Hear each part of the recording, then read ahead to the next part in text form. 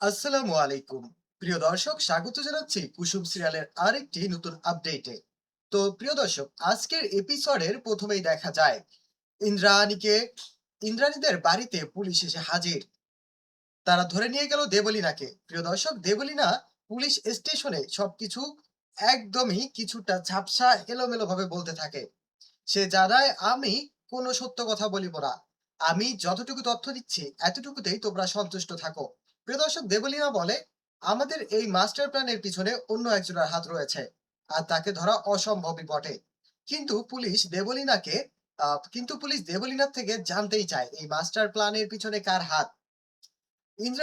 ইন্দ্রাণীর সম্পত্তি কে কেড়ে নিতে চায়। প্রিয় দর্শক, পুলিশ এমন প্রশ্ন করলে দেবলীনা এসবের উত্তর জানাতে নারাজ।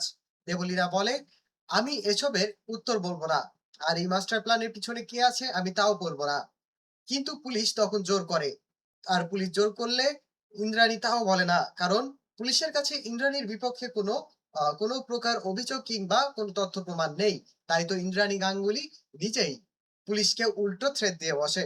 এদিকে কুসুম ইন্দ্রাণীর বিপক্ষে পুলিশের হাতে একটি ভিডিও প্রদান করে, যে ভিডিও দেখে পুলিশ শিওর হয়ে যায় এবং ইন্দ্রাণী গাঙ্গুলি দেবলীনার উপর বেশ চাপ সৃষ্টি করে। তো প্রিয় দর্শক, কুসুম সিরিয়ালের এমন আপডেট সবার আগে পেতে এখনই সাবস্ক্রাইব করুন আমাদের চ্যানেলটিকে।